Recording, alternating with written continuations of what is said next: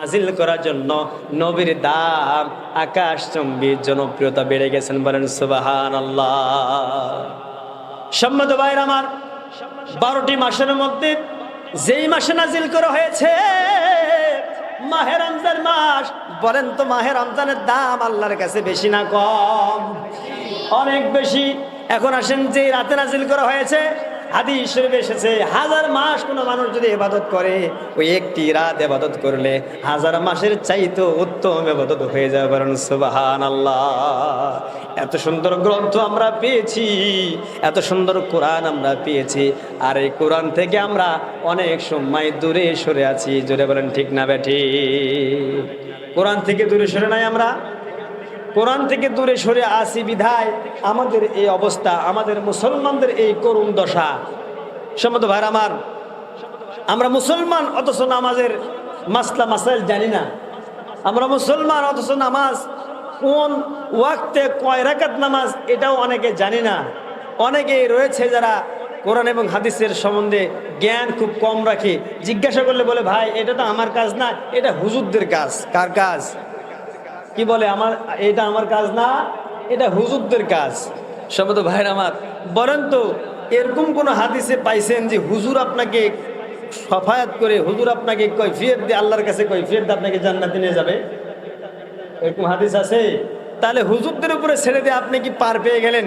দুনিয়ার পার পেতে পারেন, কিন্তু ওই জায়গায় কি ধরা খেয়ে যাবেন। এখন তো আবার কিছু গাঞ্জাখোরের গান গায়, কিরামান কাতিবিন, রোজ হাসরের দিন আল্লাহ যদি আমায় প্রশ্ন করে, আমি বলবো দুনিয়ায় ছিলাম খাজা বাবার লোক। ওখানে যা গিয়ে এগুলো গান খাটবে? খাটবে না। সম্মত ভাই আমার, লোক যদি হতে হয় বিশ্বনবী জনাবে মুহাম্মদ রাসূলুল্লাহ সাল্লাল্লাহু আলাইহি সাল্লামের লোক এবং উম্মত হয়ে আমাদেরকে মৃত্যুবরণ করতে হবে, তাহলে আমরা সুপারিশ এবং জান্নাতে যেতে পারবো। চলে বলেন ঠিক না ঠিক? সম্মত ভাইয়ের আমার, এই কোরআনে কারীম নাজিল হওয়ার সঙ্গে সঙ্গে এমন একটা সময় নাজিল হয়েছে, যে সময় মহিলা বাচ্চা হলে, কন্যা সন্তান হলে পারে মাটির নিচে পুঁতে ফেলে দিত। নারীদের কোনো সম্মান ছিল না। পুরুষে পুরুষে হানাহানি মারামারি, ভাইয়ে ভাইয়ে হানাহানি মারামারি, রক্তক্ষয়ী যুদ্ধ চলতো। এমন একটি আইমে জাহিলাতের যুগে আল্লাহ রাব্বুল আমিন বিশ্বনবীর উপরে কোরআনে কারীম নাজিল করে দিলেন।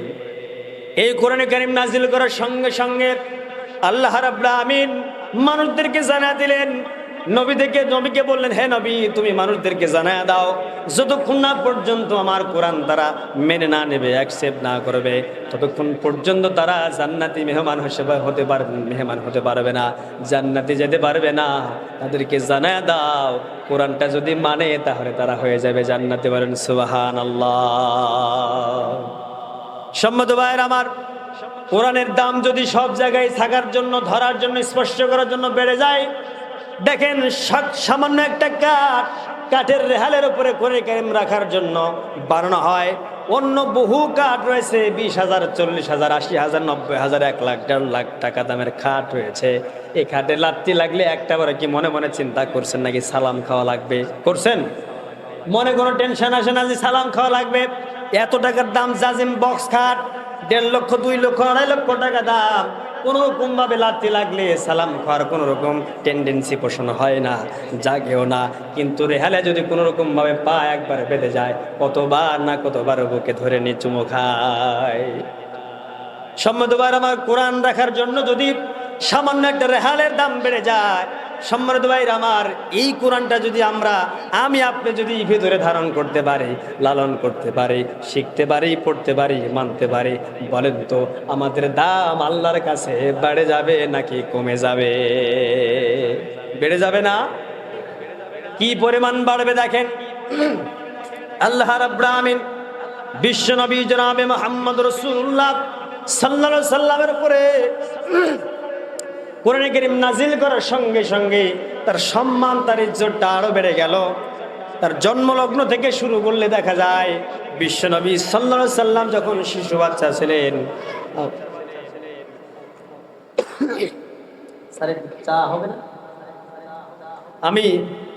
আপনারা মন খারাপ করবে না, আমি বেশ কয়েকদিন ধরে অসুস্থ, সর্দি এবং জ্বরে ভুগতেছিলাম, গলায় একটু কফ জমতেছে। আর কিছুদিন মানে সর্দির আগেই একটা মাহফিল করছিলাম, তো মাহফিলে সাউন্ড সিস্টেম খারাপ ছিল, একটু জোরে কথা বলতে হয়েছে, যার জন্য ভয়েসের উপরে চাপ পড়ছে।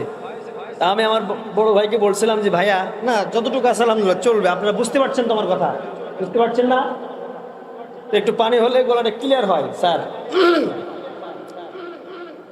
ছোট্ট শিশু হযরতে মুহাম্মদ রাসূলুল্লাহ সাল্লাল্লাহু আলাইহি সাল্লাম যখন ছোট্ট বাচ্চা, এই বাচ্চাকে দত্তক, বুঝেন তো? দত্তক বুঝেন না? দত্তকের প্রথাটা তখন থেকে আসছে, কিন্তু এই ভাষাটা ওই সময় এই ভাষাটা ছিল না, ভাষাটা আপডেট হয়েছে দত্তক। সম্মত ভাইয়ের আমার, তৎকালীন সময় যারা ধনাত্মক পরিবার ছিলেন তাদের বাচ্চাগুলো মানুষ করে নেওয়ার জন্য, পুষে পেলে বড় করে নেওয়ার জন্য সম্পদ টাকা পয়সা দিয়ে দাইমা বা দাসীদেরকে দিয়ে দেওয়া হতো। আমার সন্তানকে তুমি নিয়ে যাও, আর এতখানি দেরহাম তোমাকে দেওয়া হলো, এ দেরহামগুলো নিয়ে যাও, টাকাগুলো নিয়ে যাও, মুদ্রাগুলো নিয়ে যাও, স্বর্ণগুলো নিয়ে যাও, আর আমার সন্তানকে মানুষ করে দিও। সম্মানিত ভাইরা আমার, তৎকালীন সময়ে বিশ্বনবী জনাবে মুহাম্মদ রাসূলুল্লাহ সাল্লাল্লাহু আলাইহি সাল্লাম যে আগমন ঘটার পরে কি সম্মান পেয়েছেন, কি মর্যাদা হয়েছে, কি পরিমাণ আমাদের লাভ হয়েছে এবং আমরা লাভ পাবো, সেই বিষয়ে কথা বলছিলাম। আল্লাহর নবী বিশ্বনবী জনাবে মুহাম্মদ রাসূলুল্লাহ তখনও কিন্তু সে নবী হয় নাই। নবী হওয়ার পূর্বেই শিশু মুহাম্মদ সাল্লাল্লাহু আলাইহি সাল্লামকে যখন বিক্রি করার জন্য, এক কথায় মানুষের বাসায় দেওয়ার জন্য, দত্তক দেওয়ার জন্য বিশ্বনবী সাল্লাল্লাহু আলাইহি সাল্লামকে তার আপনজন হযরতে আবু তালেব, তার চাচারা এবং তার সঙ্গসাথীরা, তার বাসার অভিভাবকরা তাকে দত্তক দেওয়ার জন্য আব্দুল মুত্তালিবকে নিয়ে তার হাতে তুলে দেয়া মা আমেনাকে নিয়ে বললেন, তোমার বাচ্চাটা নিয়ে যাও, যদি দয়া হয়, মহব্বত হয়, ভালোবাসা হয়, এই বাচ্চাটা নিয়ে যাবে, অত টাকা পয়সা কিছু আমরা বেশি দিতে পারবো না।